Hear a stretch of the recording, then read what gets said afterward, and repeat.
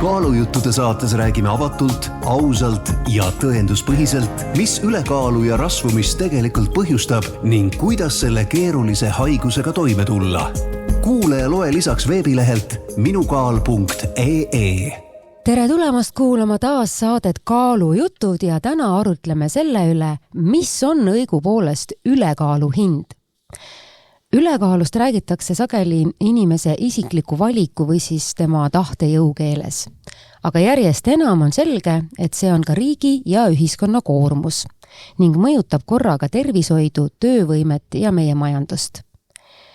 Tervise Arengu Instituut ehk TAI on laiemalt kokku arvutanud, mida ülekaalust tingitud haigused tervishoiusüsteemile Eestis maksma lähevad ja see hinnang on kõnekas ehk ligi 125 miljonit eurot aastas, kusjuures suur osa kulub ravile ja haigushüvitistele. Lisaks on vähese liikumisega seotud tervisehädade kuluks hinnatud ligikaudu 23 miljonit eurot aastas. Täna püüame need suured numbrid veidi lahti mõtestada ja räägime, mis on ülekaaluga seonduvad otsused, otsesed ja kaudsed kulud ning kas ennetus võib olla odavam kui ravi. Koos stuudiokülalistega avame nii teemaga seotud statistikat kui kliinilist reaalsust. Tere tulemast Tervise Arengu Instituudi epidemioloogia ja biostatistika osakonna juhataja Rainer Reile.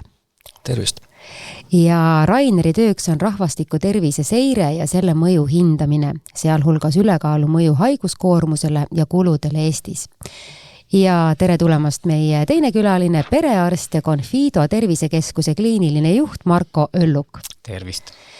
Ja Marko aitab meil siis mõista, miks inimesed otsivad kiireid lahendusi, miks need sageli ei toimi ning miks on rasvumine krooniline kõrge riskiga seisund, mitte lihtsalt ilu või tahtejõu küsimus. Aga alustame siis kohe sellest suurest numbrist, mis ma siin saate alguses välja ütlesin, Rainer, et see on 125 miljonit eurot aastas, et mis kulud siis sinna sisse kokku on arvutatud? Ma alustuseks ütleksin, et kui meie tegime oma uuringu aastal 24 ja kasutasime selleks andmeid varasemast perioodist, ehk et need kuluhinnangud on aasta 2021 kohta, siis täna võib juba peaaegu et mürki võtta ja arvata, et see aastane kulu, mida liigne kehakaal, ülekaal ja rasvumine siis Eesti inimestele põhjustab, on kindlasti märksa suurem. Aga kui nüüd küsimus sellest, et kust see uuring üldse alguse sai või kust see number sellisena tekib, siis taust on see, et Kultuuriministeerium ja Sotsiaalministeerium algatasid uuringu just teada saamaks, kui palju meil kahe suure sellise käitumusliku riskiteguri või tegelikult nad on ju komplekt, et Eesti inimeste vähene kehaline aktiivsus ja liigne kehakaal, et mis see maksma läheb.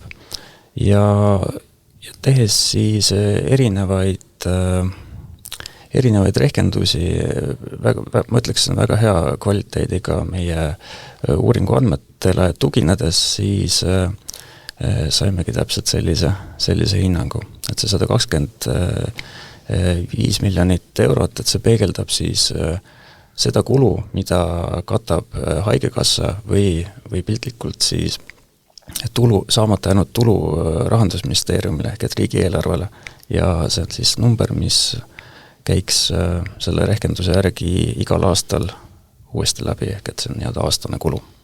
Nii et kui me räägime selle nüüd hästi lihtsas keeles lahti, siis see tähendab umbes seda, et kui minu mees jätkab seda diivanil istumise režiimi, mis tal on harjumuspäraseks saanud ja kui ta veel kaalu juurde kogub, siis tema südame ja veresoonkonna seisund läheb veelgi tõsisemaks, kui tal see praegu on ja siis lõpuks tema tõttu peab haigekassa kandma teatud hulga kulusid, sest et ta satub lihtsalt haiglasse.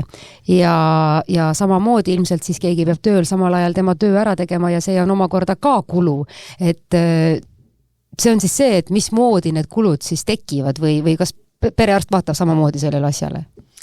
Enam-vähem ikka, jah.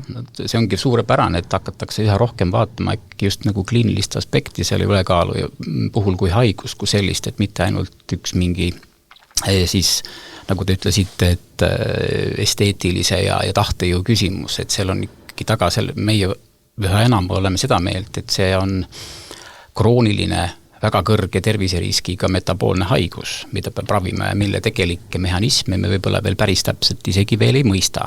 Aga oleme, ma arvan, teel sinna, et neid paremini ja paremini mõista.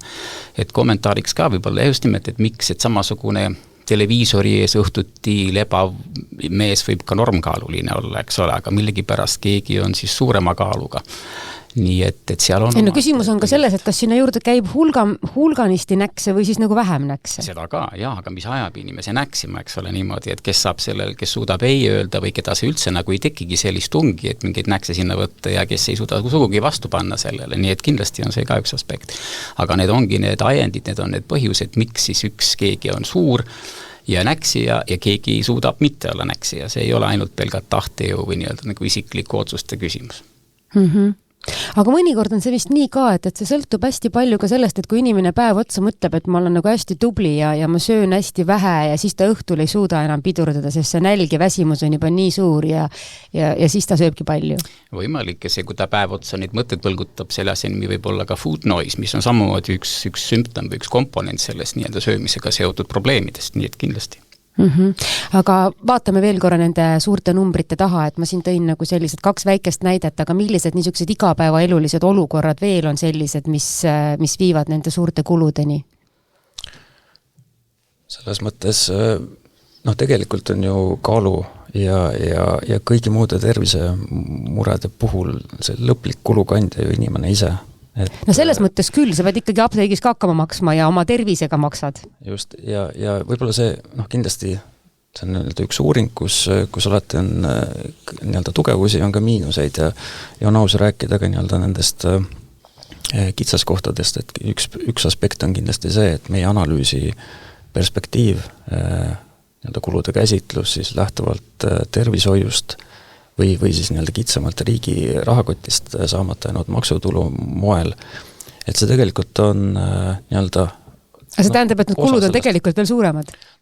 No ja, sõltub, kelle vaatepunktist me vaatame, eks ole, et kas või see sama, nagu te ütlesid, et nii-öelda see inimene ise, et tema, kui tervisemurega läheb ta näiteks apteeki või ka näiteks arsti juurde, et tuleb miskit maksta ja see nii-öelda oma osaluse pool, et nii-öelda seda patsiendi vaadet meil nagu selles rehkenduses sees ei ole.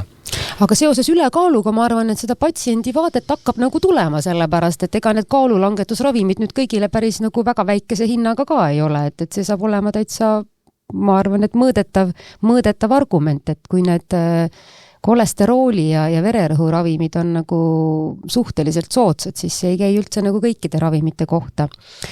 Aga kas seda summat või kuidas nagu te tegite selle uuringu ära, et kas nagu sinna komplekti, millest see tulemus siis koosneb, võiks veel midagi nagu lisada, et see tulemus oleks nagu veelgi terviklikum, kuidas see nagu isiklik tunnetus on? See on nüüd selles mõttes hea küsimus, et igal tööl on mingisugune raam ja antud kontekstis ta on piisavalt selline kompaktne. Tugevus ongi see, et ta on käsitletav sellise nagu eelarve mõju analüüsina, eks ole, et kui me tänane olukord ülekantud mõttes, et kus meil on umbes 63% Eesti täiskasvanutest kas ülekaaluse või rasvunud, ja see maksab meile riigina 125 miljonit aastas, küllalt lihtne mõtestada. Aga kui me võtame see juurde näiteks, ütleme, tööandjate perspektiivi, mis on ka selles mõttes igati oluline aspekt, et nii-öelda see inimene, kes on tööl, aga ütleme, kehakaalust tulenevad haigust, näiteks südame-veresoonkonna haigused, need on väga tõsised kroonilised seisundid, mida doktor Olluk kindlasti saab siin hiljem ka laiendada, aga sellega kaasneb, või näiteks töölt puudumise või ka, ütleme, see tööl olles ta inimene ei suuda näiteks anda täit panust, et ühesõnaga selline nii-öelda absentism ja presentism inglise keelest üle kantuna. Aga ongi, et nii-öelda ühte sükest õiget valemit ühiskondlikust perspektiivist tehtud kuluanalüüside puhul kahjuks või õnneks ei ole tervishoiuökonoomikas ja ma võin lihtsalt tuua paralleeliks, et üks päris mitmes rahvusvahelises uuringus on, nagu ikka on modelleerimisuuringud, siis kaasatud ka Eestit näiteks ühes 2019. aasta hinnangus oli siis ühiskondlikust perspektiivist, võttes arvesse kõik võimalikke kulusid, ekstrapoleerides Y-X-ile ja vastupidi saadud see üle 900 miljoni. Ehk et võtame selle konteksti kõrvale, see 125 meil ja 900 kokku neil. Aga mis on võib-olla nagu huvitav selle kahe uuringu võrdluses on see, et kui kitsamalt tervishoiukulude komponent selles uuringus oli 133 miljonit USA dollarit ja kui meil on 125 miljonit eurot, et ta on väga-väga nagu sarnases suurusjärgus, mis annab kindluse, et arusaam nendest kulukomponentidest ja kulusisendite nii-öelda kvaliteedist on meil kahes uuringus ühetaoline ja ühesõnaga 2 andmepunkti on ikka parem kui 1. Jah, tõsi ta on, aga kui me nüüd vaatame seda asja perearsti perspektiivist, ega see seal perearsti kabinetis vist päris nii ei käi, et inimene, kes on nagu silmnähtavalt ülekaaluline, võib-olla tal on juba mingisugused üldtervislikud näitajad ka kehvemaks läinud. Ega sa ei hakka ju inimesele seal rääkima, et kuule, et nüüd tuleks kaalust alla võtta, et vaata, et riigile läheb see väga palju maksma. Et see argument ilmselt ei pane nagu kedagi endaga tegelema, aga mis need argumendid on, mis inimese nagu panevad mõtlema sellele, et peaks rohkem liikuma, peaks oma kehakaaluga tegelema, peaks tervislikumalt toituma? See on õige, jah, et see argument nüüd, et see riigile kuluartikliks on, et seda võib-olla me tõesti perearstidena või arstidena üldse väga nagu välja ei too niimoodi. No tervise aspektist ikkagi peaks olema see üks olulisemaid komponente üldse, kui me räägime inimese tervisest, sest me ikkagi püüame vaadata seda terviklahendusena, mitte ühe konkreetse haiguse aspektist. Mingil hetkel vajab ka see tähelepanu loomulikult. Aga üldine terviseriskide käsitlus on kompleksne ja ülekaal on võiks öelda täielik selline ankur või juurpõhjus kõigel selle asja juures, nii et seda tuleks kindlasti rääkida, mis on probleem võib-olla on see, et me oleme ka arstidena, klinitsistidena kuidagi sellest mööda vaadanud, et see on tegelikult ju samas kõige lihtsamini diagnoositav haigus. Tuleb uksest sisse inimene, sul on juba see diagnoos põhimõtteliselt näha, eks ole. Et see on, aga me kuidagi ei pea seda või oleme pikalt mitte pidanud seda haiguseks või lihtsalt, et ta on suur ja siis me räägime erinevate haiguste põhjuseid ja siis kuidagi nii-öelda mokaotsast või muu seas võib-olla kui mainime, et võib-olla peaks ikkagi kaaluga ka tegelema. Aga tegelikult on see, ütleme, peamine mõjur, millega me saaksime väga palju kroonilisi haigusi, kas siis ennetada, ära hoida hoopis, selles mõttes on see väga oluline komponent, mida peab käsitlema arstivisiidis ja tervikliku tervisekäsitluse juures. Meil on kodus veel üks argument, mida me endale näiteks meelde tuletama, kui me ei taha eriti liikuma minna, ilm on väga niru ja üleüldse on diivan üks väga mõnus tore koht, siis me tuletame üksteisele meelde, et me tegelikult ei tunne ühtegi inimest, kes oleks väga eakas ja terve ja ühtlasi ülekaaluline. Et on ju, kui on ka sellised, et maailma kõige vanem inimene sai nii ja nii vanaks ja siis on pilt juures, no ta pole kunagi paks. Ja see on argument tõepoolest. Ma tahtsin siia öelda see väljaminek ja füüsiline koormus, et see võib-olla, see on nagu mingis mõttes pelutav ka patsiendi jaoks, kui ta juba on ülekaaluline ja siis kõik see füüsiline liikumine ja kõik see aktiivse komponendi elu lülitamine võib olla keeruline ja sellega nagu leppimine. Kas see kõige olulisem on, et ma arvan, et selle kaalu kontekstis nüüd puhtalt füüsilise koormusega ehk siis selle kaloripõletamisega muidugi väga kaugele ei jõua. Seda on ka juba tõestatud väga paljude uuringutega. See on, mitte ma ei taha nüüd öelda, et see on mõttetu. Absoluutselt mitte. Tervise aspektist on füüsiline aktiivne elustiil igati oluline ja vajalik. Aga nüüd puhtalt kaalu mõjude koha pealt võib see olla mõneti küsitav. Oluline on ikkagi see toitumisharjumus ja selle kaudu siis ütleme kaalu võimalik mõjutamine. Aga inimene tuleb kabinettide, seal on näha, et ta on ülekaaluline ja siis ta tahaks mingisugust nagu lihtsat lahendust, sest et kui see oleks nagu selline asi, mida saab niimoodi nipsust ära teha, mida ta ise teaks, ta oleks ammu tehtud olnud, aga ta ise ei tea, kuidas alla saada nagu nii, et see oleks lihtne ja mis asju nad siis katsetavad, et arvavad, et see toimib?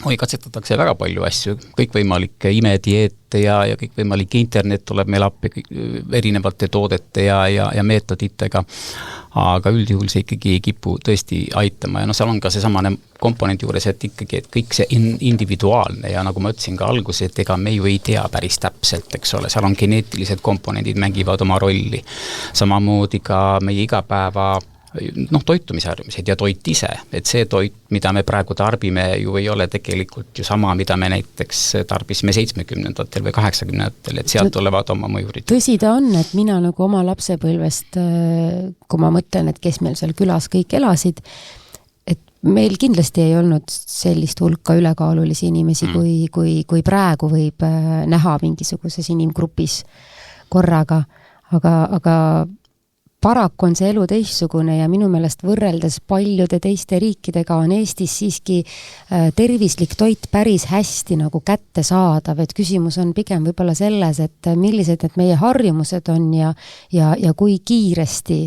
me tahame seda toitu nagu kätte saada, et kas me oleme valmis ise seda ka mingil määral valmistama. Ja teadlikkus ka, eks ole, et sa juba varasemast east hakkad mõtlema selle kehakaalu ja toitumise harjumiste peale, eks ole, et paljude puhul ju tundub, et sikke suurem olemine või nii tugevam olemine ongi nagu norm, eks ole. Eriti veel, kui su ümber on samasugused inimesed. Just, sa tunned nagu ühisosan inimestega kokku ja pliieti veel noor inimene ju ei mõtle ette selle peale, et äkki mul võiks tulla üks või teine haigus, kuigi see haigusärevus selline on tänapäeval oluliselt ka proportsionaalselt kasvanud, kas ta nüüd just on otseselt lingitud ülekaaluga.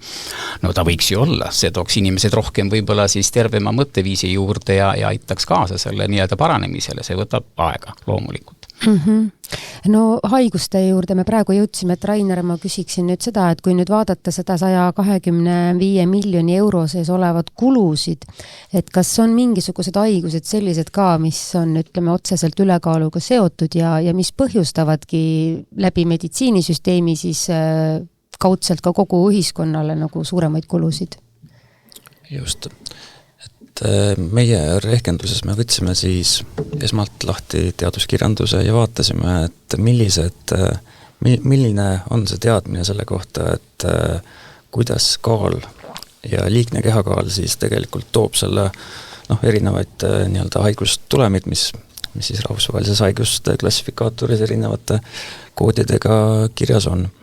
Ja tulem on umbes selline, et nii-öelda, tavaliselt paikmed on, mõned on kitsamad, mõned laiemad, aga meie uuringus oli kokku 29 erinevat seisundit, mille kulusid me siis vaatasime ja kui nüüd võtta lahti tulemused, siis on väga selgelt, natuke üldistatuna, et pool sellest 109 miljonist eurost, mis on nii-öelda konkreetsemalt siis tervishoiukulu, on siis südame-veresoonkonna haiguste tõttu ja veerand on siis teist tüüpi diabeedi tõttu, et ühesõnaga 2 sellist suurt põhjuste rühma mõnel inimesel on mõlemad?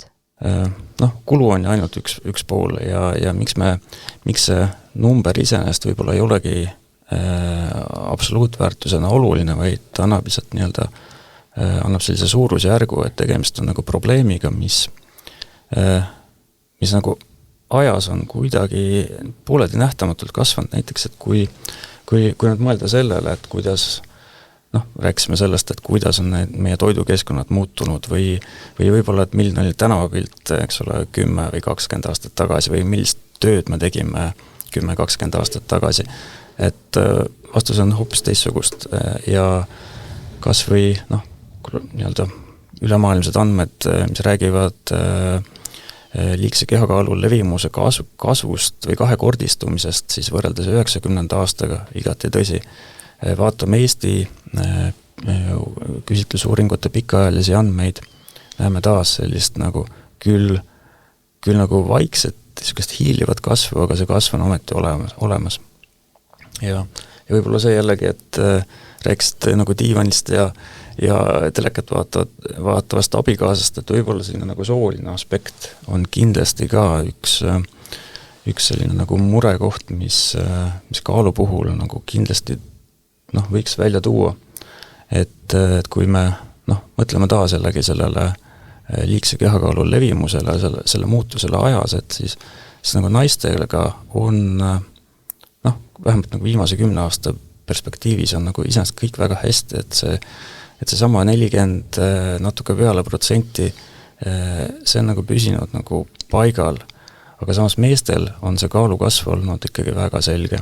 Ja võrdleme näiteks seda, kui me püüaksime defineerida seda nagu liigset kehakaalu, siis kui meil on näiteks teada, eks ole, oma pikkus ja kehamassiindeksist räägime või? Jaa, räägime kehamassiindeksist ja selle järgi arvutaksime näiteks oma sellise maksimaalse lubatud kaalu, et me püsiksime selles nii-öelda siinses tsoonis. Siis nii-öelda need, mis on tegelik kaal, et see nii-öelda üle olev osa, et see on nagu ajas väga selgelt kasvanud, et näiteks mehed 16–64 võrreldes siis 10 aasta taguse ajaga on keskmiselt 2,2 kilo juures, et seda on nagu päris ei tundu palju, aga summaarselt on see probleemi üks.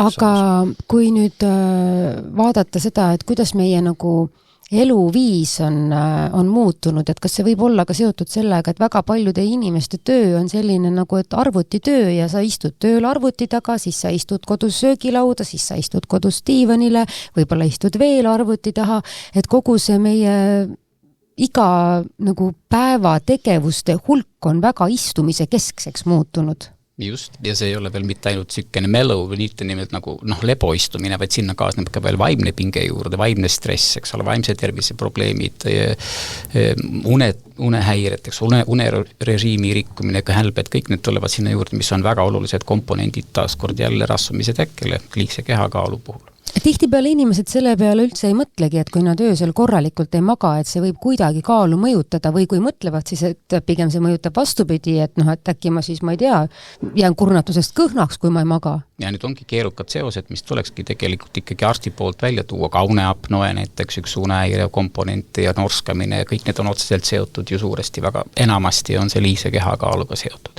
Mis on veel huvitav komponent, enne mis rääkisime indikaatoritest ja kõigest, siis ega ka see on siuke väike märgiline, mis küll hakkab, ma usun, oluliselt paranema viimaste aastatega, et ega me varem me nägime suurt inimest, me nägime ülekaalu, aga et me kasutaks diagnoosi sellisel puhul kliinilises mõttes rasvumine kui selline ja seda me tegelikult ju ei kasutatud, eks ole, siin, kui nüüd tuhka pähe raputada arstide aspektis samuti. Nüüd viimasel ajal nüüd just nende uutemate ravimite tulekuga on see kaaluteema oluliselt päevakajalisem, on nagu aktualiseerunud, võime öelda, ja seetõttu ma usun, et üha rohkem ma ka ise märkan, et tulevad mujalt ka sellist diagnoosi nagu E66 juurde, mis viitab rasvumisele. Et see nii-öelda haiguseks muutumine on tõenäoliselt võib-olla seotud sellega, et on ka tekkinud tõelised ravivõimalused juurde. Et kui varem tõesti oli see soovitus, et muutke elustiili või tegelege millegiga, et kaalu kontrolli alla saada, siis see võis olla nõrk mõjur. No esiteks on see väga raske, et teiseks võib-olla mõnel inimesel on ka niiviisi, et tal on kuidagi ka kõik asjad koos, et mina tean ka selliseid inimesi, kes on väga sportlikud ja sellest hoolimata on ülekaalulised ja on terve elu proovinud igasuguseid dieete ja võib-olla ka seda pidanud taluma, et inimesed nagu vaatavad viltu või teevad märkusi nende kaalu suhtes. Et sa ise pingutad nii hirmsasti on ju, aga väga tulemust ei ole, et ma arvan, et nende inimeste jaoks on selle ravimi olemasolu on vägagi teretulnud, rääkimata siis sellest diabeedifaktorist ja muud asjad, mis sinna kaasa käivad. Absoluutselt nõus, täiesti.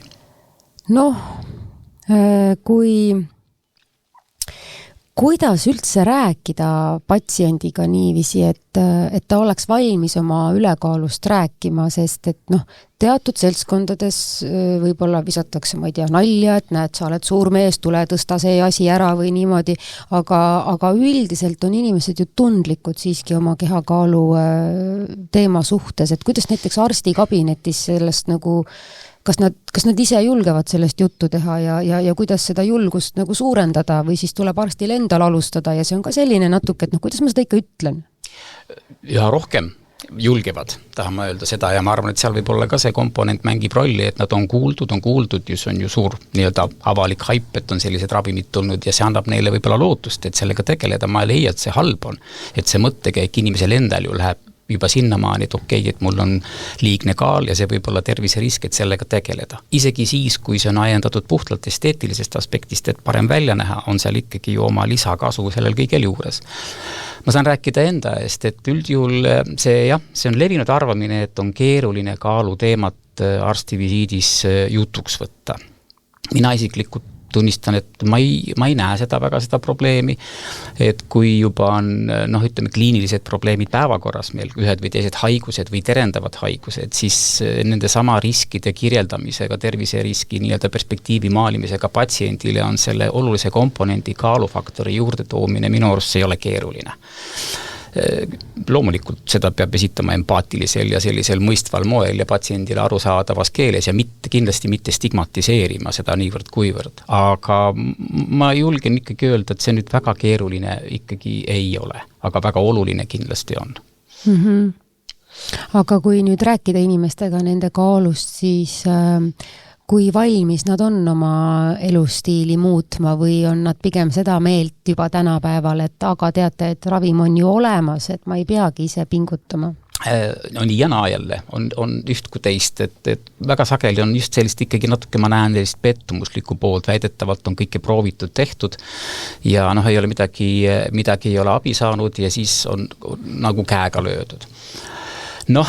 Tegelikult on ju tõde kuskil seal vahel, eks. Ma arvan, inimestele meeldib mõelda, et nad on ka hästi palju teinud. Et... Just ongi see, mida öeldakse arstivisiidis, mida kõik tehtud ja oldud on, see tegelikult ei pruugi olla ju tegelikkus, kuidas oleks. Ja sama puudutab ka seda nii-öelda toiduvalikute ja söömiste kohta. Ma söön nii tervelt, ma ei söö praktiliselt mitte midagi. Aga me ei tea ju tegelikult tõde selles mõttes, et me võtamegi seda sõnana, nii nagu meil visiidis öeldi. Aga ju seal ikkagi mingid põhjused peavad olema, mis on siis viinud ühe või teise seisukohani. Nüüd abimehe juurde tulles, et nüüd on olemas lihtne asi, et hakkame ravima seda ja asi muutub iseenesest. See ei ole ka päris nii ühene. Esiteks on see ju kulukas ja see ei ole väga paljudele üldse nagu, kuidas öelda, siis taskukohane, see ravivõimalus, sest teatavasti meil selle diagnoosiga seda ravi Tervisekassa ei kompenseeri praegu veel, ka mitte mingitel muudel tingimustel, kui see võiks olla. Et see on üks komponent ja teine asi on ka see, et ega ravimitega on alati niimoodi, et see vastus ravile ehk siis see efekt on ju väga individuaalne. Iga inimene on omaette unikaalne, ma ei tea, nimetame seda lausa üks nagu laboriks, eks ole, kuidas ta parasjagu üht või teist ravimit siis metaboliseerib ja kuidas ta aitab, kellele aitab peavalu vastu ibuprofeeni väikeannus, kes ei saa sellega mitte mingit efekti. Võib-olla see oli hea näide, aga enam-vähem see niimoodi tuleb välja ja samamoodi on ka siin ravis, et kes on elav reageerija antud ravile, sellel tõesti juhtub niimoodi, et ta nagu ei tee mitte midagi ja kõik juhtub iseenesest selle ravi toimel. Taaskord jälle, resultaat on ju positiivne, eks ole, resultaat on soodne igal juhul patsiendi jaoks. Aga paljude puhul võib olla see efekt samamoodi tagasihoidlik ja siis on jälle oht uuele pettumusele, et näed, siit ka abi ei saa, nii et need on delikaatsed teemad ja kuidas nendega toime tulla, ega see ei ole lihtne. See ei ole lihtne ja seal tulebki ikkagi sellist väga individuaalset lähenemist kasutada igale patsiendile nii-öelda nagu leida see ühine keel. Siin jälle tuleb omakorda mängu see ajafaktor arstidel, sest meil pole ju kunagi piisavalt aega selle teemaga tegeleda ja patsiendiga suhestuda. Nii et see on paras pähkel. Ja muidugi ka see komponent, et ka see nii-öelda nõuandev isik, ehk siis arst teispool lauda võib samamoodi küllalt kogukas olla ja kuidas siis seda veenvalt... Mul on olnud selline olukord. Nii et kõik me oleme inimesed ühes mõttes kokku, kõik me oleme kõiki meid samamoodi ohustavad ja purevad haigused üht või teistmoodi, nii et me peame leidma selle ühise nii-öelda koostöö. See koostöö on võib-olla kõige õigem nii-öelda nagu kood siia juurde öelda. Aga sellega seoses mul tekkiski nagu küsimus, et huvitav, et kas arstidel on nagu surve ka, et kui nad inimestele kogu aeg peavad rääkima, et mismoodi see elustiil võiks olla, et sa oleksid terve ja tubli, et kas siis nagu No räägitakse ju, kuidas arstid käivad ise suitsul ja minule on tõesti teinud kaalu kohta märkuse arst, kes on minust 3 korda kogukam, et kas perearst ise tunneb seda survet, et ka tervem olla? Ma usun, ikka tunneb, aga mis tal üle jääb, ta peab oma tööd tegema, eks ole. Ja tal on ju ka väga istuv töö. Tal on väga istuv töö, just nimelt, ja siis tulebki inimese leidlikkus ja see selline suhtlemisoskus kindlasti kasuks juurde, eks ole, kas ta läheb siis nii-öelda meie vormi üle või hakkab enda näitel rääkima näiteks, see on võib-olla üks võimalik ja või siis kasutab kulunud fraasi, et ärge käituge minu tegude, vaid minu sõnade järgi, eks ole, ja loomulikult, jah. Täitsa saan aru, et see on väga inimlik ühtepidi nii arstide enda jaoks kui ka patsientide jaoks. Ja see sõnumi veenvus patsienti jaoks on ju ka täiesti teise kvaliteediga, kui ütleme sama probleemiga arst sulle seda püüab veenda siin, mida peaks kõik elus ette võtma ja tegema. Esimene küsimus, et miks te ise ei tee? Võib-olla selle sama teema nagu jätkuks, et me paar aastat tagasi tegime ühe väikse analüüsi siis sellest, et kuidas, ütleme, liigse kehakaaluga patsiendid, kes on nii-öelda enesekohaselt siis öelnud, et nad on oma käitumise, toitumise, liikumise, muid harjumusi muutnud, et millised on need nii-öelda korrelaadid või tegurid, mis seda siis nagu prognoosivad ja nii-öelda see sama hea sõna nii-öelda soovituse arstilt ja soovitus lähikondselt olid need 2 peamist faktorit, mis tulid välja, võttes arvesse siis nii-öelda vastaja sugu, haridust, kõike muid taustategureid. Et selles mõttes kindlasti, kui see võimalus on, et ma arvan, et arstid nagu, võiksid olla vähe julgemad nagu inimestega rääkima.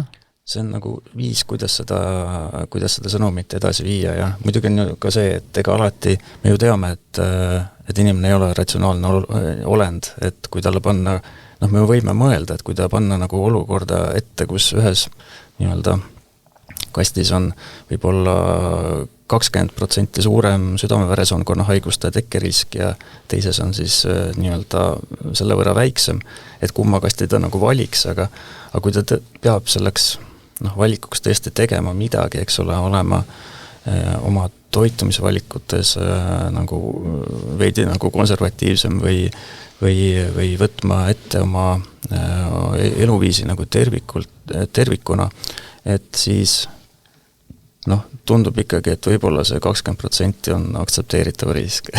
Kuidas teile mõlemale tundub, et kas tööandjad on hakanud rohkem oma inimeste tervisele tähelepanu pöörama või kuidagi nagu toetama inimeste sellist tervislikumat elamist?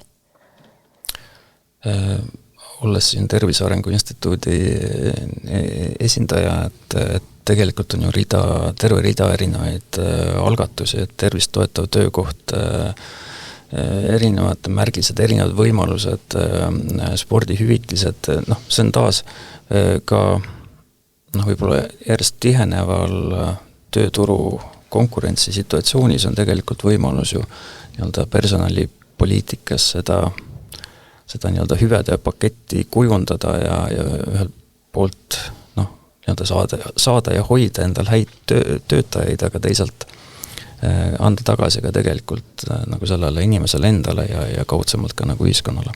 No jah, ma võin ka rääkida enda seisukohast, et minu meelest on äärmiselt tore, et siis meie ettevõte ehk siis nagu Delfi Meedia on ka oma töötajatele võimaldanud nii selle STEBi ehk siis oma liikumisharjumuste toetamist ja ühtlasi meil on ka selline eratervisekindlustus, et oma selliste tõsisemate ja kiiremate probleemidega ei pea olema siis järjekorras, et sa võid käia siis ka eraarsti juures ja mõlemad on väga hästi vastu võetud töötajate poolt. Ma julgen ka öelda, et seal on kindlasti positiivset suunda, ma olen suhteliselt lähedalt ka seotud töötervishoiuga, ma küll ei osuta seda teenust, kui sellist arstina mul ei ole seda kvalifikatsiooni, aga osaliselt ma olen tiimi liige ja ma näen, et ka need töötervishoiuga seonduvad tervisekontrollid, mis tegelikult teoreetiliselt tundub mulle olevat suurepärane tööriist just niisuguste ennetuste aspektist ja need muutuvad järjest praktilisemaks ja sisukamaks, need kontrollid, et kui ta varem jättis tõesti võib-olla sellise mulje, et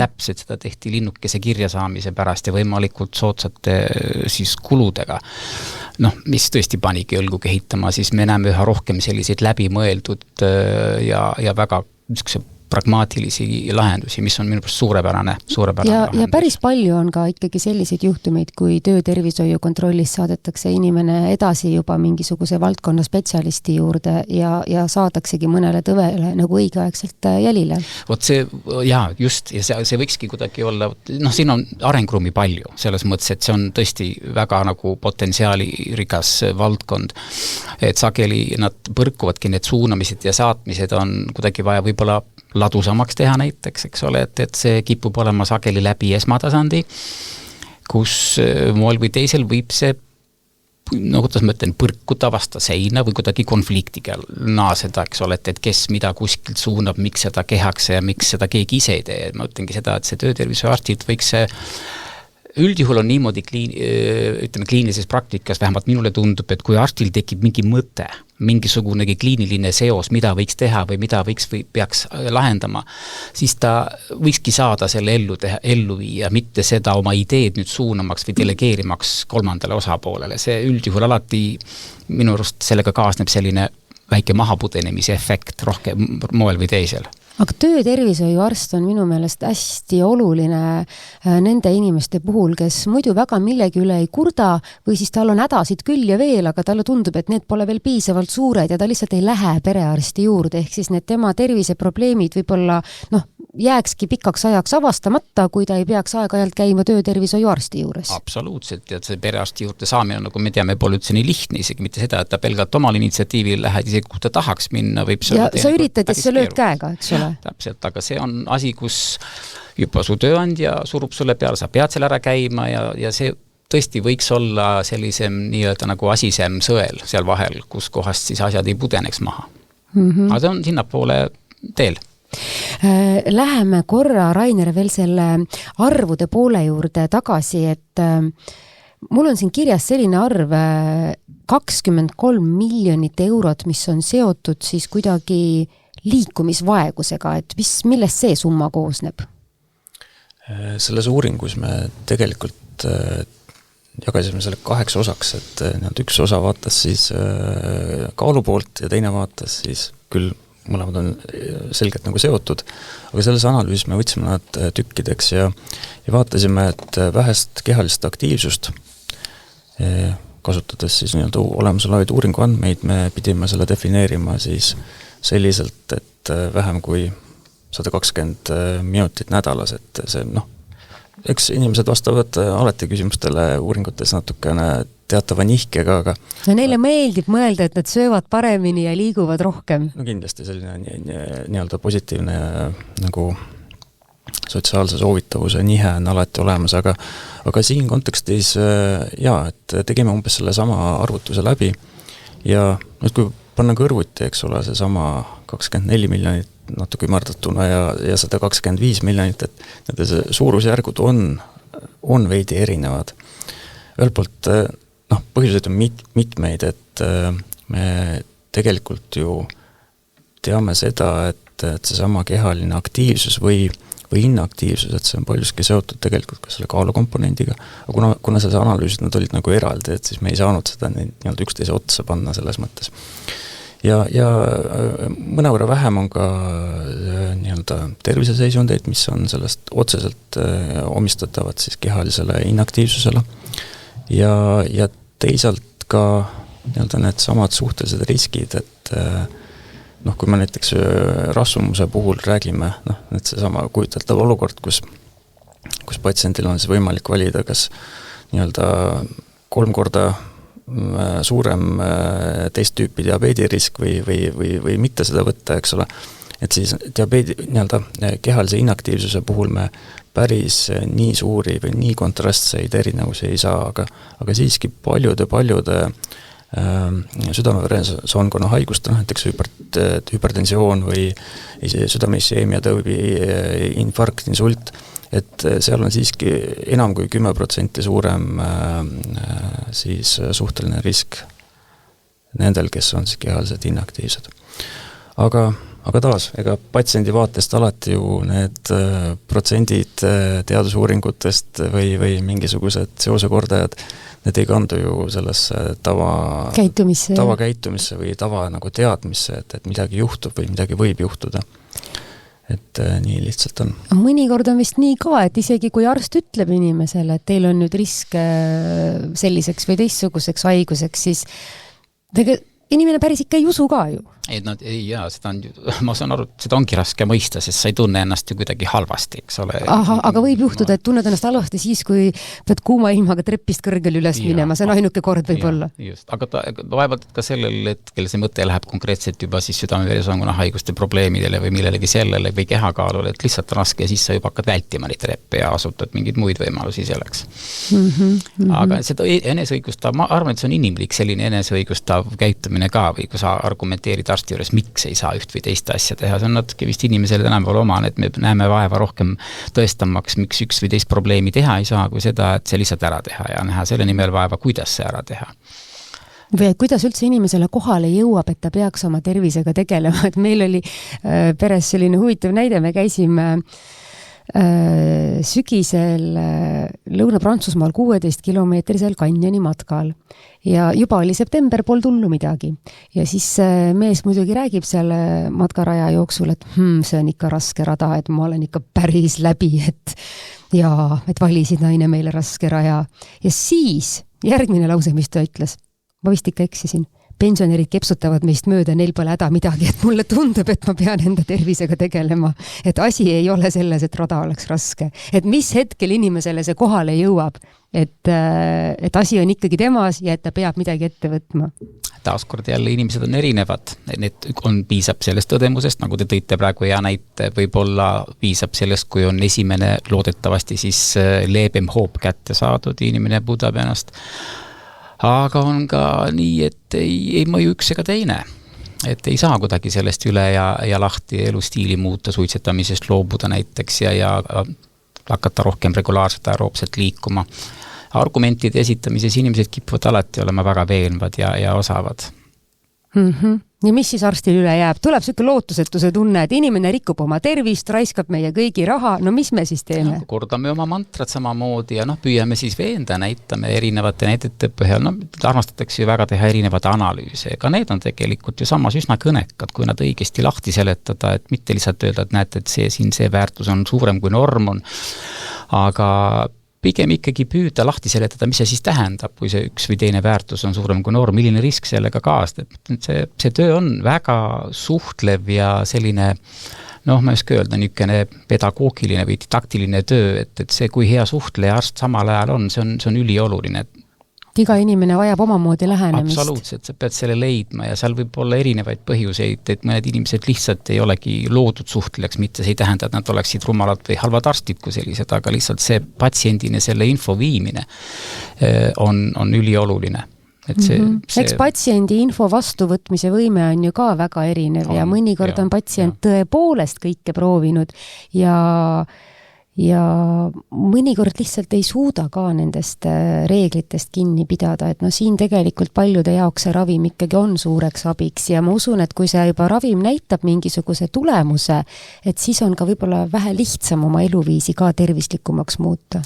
Jaa, nõus. Ja siin on natuke tundub mulle kohati, et on tekkimas mingi teine, mitte ma ei nimetaks seda trendiks, aga niisugune suund, et kuidagi vaadatakse teatud gruppide poolt kuidagi viltu selle peale, et keegi saavutab midagi selle ravimi toimel. Sest ikka peab tulema läbi vere, higi ja pisarate. Just, et see on nagu, see on nüüd minu enda interpretatsioon, aga see ei pruugi absoluutselt tõde olla, aga kohati mul jääb mulje, kui ma kuulen ka mõningaid meedias selliseid arvamisliidrite seast, et saledatel oleks nagu kohati kade, et tuleb lihtsalt saledaid veel juurde. Umbes niimoodi, et see tegelikult on ju kõik ikkagi parema tervisi nimel saavutatav edu, mis meetodiga ühel või teisel moel saavutatud on, nii et jah.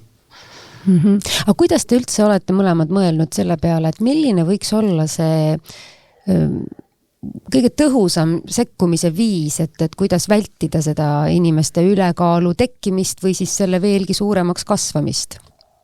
Ma arvan, et me täna olemegi suuresti ju ennetusest rääkinud, et sellest ei saa üle ja ümber, et lihtsalt erinevad nii-öelda viisid, erinevad vahendid, erinevad võib-olla kihid, kuhu seda sõnumit või neid sekkumisi suunata, et alati ma olen selles mõttes väga nõus, et et inimene ise, et teda ei saa kuidagi nii-öelda objektifitseerida või nii-öelda panna seda süüd, vastutust, mis iganes nagu millegi tegemise või tegemata jätmise eest nagu indiviidile. Tegelikult me ju võtame jälle taas nii-öelda uuringute andmed nagu toeks. Me näeme väga selgelt, et need indiviidid suuresti on ju ikkagi täpselt samad, aga lihtsalt see maailm meie ümber on muutunud. Ja sellega seoses on ju ühiskonnas ka palju erinevaid selliseid lõhesid, et meil ei ole kas või see ravim, mille nime me siin kumbki praegu ei ole välja öelnud, eks ole, aga me teame, millest jutt, et see maksab, aga samas jällegi kas ja kellel seda on võimalik nii-öelda praegustes kompenseerimistingimustes siis kasutada, on täiesti nagu erinev. No mõnes mõttes võib ju ka jõuda selleni, et terve olla ongi kallis, selles mõttes, et tervislik toit on kallis, laste trennid on tasulised, et kõik need komponendid kokku, et võib-olla üks asi on ka see, et võib-olla see põlvkond, kes siin praegu teeb otsuseid, alles harjub kohati selle mõttega, et sellised asjad nagu ei olegi nagu tasuta enam üleüldsegi. Võib-olla see juurde ka see, et nii-öelda see, mida me tervise all mõistame või mõtestame, et see ka tegelikult erinevates ühiskonnarühmades küllalt palju erineb. Näiteks kui laual on üks väga huvitav, enda arvates väga huvitav uuring, kus me võrdleme elukvaliteeti sõltuvalt siis tegevuspiirangutest ja kui me võtame siia komplekti ka näiteks hariduse või sissetuleku taseme, nii-öelda hinnangu oma elu järele, me näeme, et seesama tegevuspiirangute nagu väärtus omab väga erinevaid elukvaliteedi nagu seisundeid. Ehk et ühesõnaga see, mida me peame normiks, on väga selline, väga suure variatsiooniga. Nii et kõik algab ikkagi inimeste teadlikkuse kasvatamisest, laste koolitoidust, sellest, milliseid norme või nõudeid on üldse toidutootjatele rakendatud, mis sinna juurde veel käib, et ma ei tea, kuidagi vist peaks selle ka niimoodi tegema, et terve olla oleks kuidagi nagu soodsam ka inimesele endale. No see on maast madalast kujuneb ja see keskkond ongi, see on esimene asi on ju kohe perekond, et mismoodi perekonnas noor inimene hakkab kasvama ja kuidas temad harjumused kujunevad, et nii nagu perekond ümber on, nii nagu see on ees olnud, nii tuleb tavaliselt ikkagi ka see lapseke järgi samade harjumustega on, et siis kasulikud või mitte. Koolipoolne tervisekasvatus kindlasti võiks olla seal juures, ma usun, et seal on alati võimalik midagi enam ära teha. Et sageli me vaatame praegu, kui me vaatame tänapäeva ühiskonda, siis tundub kohati, et inimene, taaskord jälle minu enda interpretatsioon ja ei pretendeeri siin mingile põhimõttele, aga tundub kohati nagu kaotaks oma oskust mõistlikult või elada, et ta vajab nagu kogu aeg erinevates asjades nõuandeid, mida näiteks võib-olla 20 aastat või rohkem aastat tagasi tundnud kellelgi pähegi, et selle üle üldse peaks arsti käest näiteks nõu küsima või et see on samas ei olnud ka eluiga nii kõrge. Samas ka ei olnud eluiga nii kõrge, et need on niisugused huvitavad asjad, et kui veel 15 aastat tagasi ma mõtlesin, tulid esimesed sellised coachingud meil välja, tervise coachingud, et mis asi või milleks, et mis nüüd see välja mõtlen, siis ma nüüd praegu vaatan üha rohkem, et aga võib-olla tõesti on inimesel tänapäeva ühiskonnas ongi vaja kedagi, kes oleks nii-öelda sellise, kellega sa koos õpid siis elama. Tundub kummaline ja kohati võib-olla absurdne, aga tegelikult väga paljud jooned kaudselt viitavad sellele. See muidugi paneb nendele coachidele ka päris suure vastutuse. Väga suure. Vaatame korra tuleviku perspektiivi, et mis need mõjusad sammud oleks, mis 5 või 10 aasta perspektiivis annaks selliseid häid tulemusi, et meie inimesed oleksid tervislikumas kaalus ja muidu ka nagu tervemad, et mis need asjad on, mida võiks nagu kohe tegema hakata? No ma arvan, et ikkagi võiks seda, ütleme info, teadlikkus ja info on esimesed asjad, kus kohas see pihta hakkab, et seda aktualiseerida ja ka arstkonna poolt, klinitsistide poolt enam seda probleemi käsitlema, mitte stigmatiseerima seda kuidagi moodi. Minu arust ka stigmatiseerimine on ju kaudselt on see, kui mingit ravimit ei soostuta, ütleme siis, võimaldama inimestele just selle hinna tõttu, eks ole, et need kallid ravimeid on ju teisigi, aga mida ometi meil riiklikul tasemel aidatakse nii-öelda järgi, siis kompenseeritakse, kas siis rohkem või vähem, seal võiksid ka omad kriteeriumid olla. Ma usun, et sel teemal tegelikult ikkagi mõtted ja tööd käivad nii ravimitootjate poolt kui riigi poolt. Et need oleksid, et sa näed, et sul on võimalusi kuidagi moodi sekkuda ja kui vaja, siis kas siis arsti kaudu või siis elustiili kaudu. Ja selle elustiili teemal nagu sekundeerides, et võib-olla me täna oleme rääkinud rohkem kaalust kui liikumisest, aga kindlasti on ju see üks tervik ja kui me suudame kuidagi teha, natuke ülekantud tähenduses selle esimese sammu, et panna jala ette ja hakata minema, et siis tegelikult me mõeldes võib-olla keskealistele meestele, kelle tervise näitajad ja tervise käitumise näitajad mõneti on kõige sellised kriitilisemad, et ja kust ja kuhu ja mis see tulemiks ongi ju see, et tegelikult me nii-öelda oodatav eluiga võib küll ajas nii-öelda summaarselt tõusta, aga see osa, et mis me sellest suudame nii-öelda elada siis sellises nagu heas tervises, et see tingimata ei tule järele ja nii-öelda see varane haiguskadu, et see on kindlasti üks põhjuseid, aga paneme jala ette ja ühesõnaga, et hakkame ise rohkem liigutama, et see on kindlasti selline soovitus, mida on kõige lihtsam teha. Me ühelt poolt, eks ole, elame kauem, paremini, viiame sinna poole, et oleks tervelt elatud aastat rohkem, aga teisest küljest ka paljud haigused ju noorenevad. Selles mõttes, et paljud kroonilised haigused üha rohkem hakkavad haarama nooremas eas, kui nad vanasti olid, nii et natuke on seal mõlemad suunda.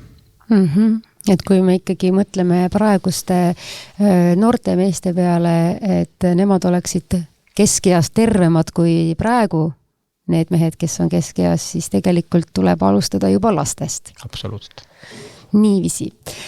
Aga meie tänane saateaeg on otsas ja jõudsime tõesti selleni, et kui inimene liigub ja liigub palju ja toitub tervislikult, siis tegelikult on see mitte üksnes hea tema enda tervisele, vaid ka kogu ühiskonna tervisele ja isegi rahakotile. Aitäh teile mõlemale täna saatesse tulemast ja hea kuulaja, meil olid külas Tervise Arengu Instituudi epidemioloogia ja biostatistika osakonna juhataja Rainer Reile ja perearst ja Confido tervisekeskuse kliiniline juht Marko Ölluk. Suur tänu kuulamast ja kohtume taas! Kaalujuttude saates räägime avatult, ausalt ja tõenduspõhiselt, mis ülekaalu ja rasvumist tegelikult põhjustab ning kuidas selle keerulise haigusega toime tulla. Kuule ja loe lisaks veebilehelt minukaal.ee.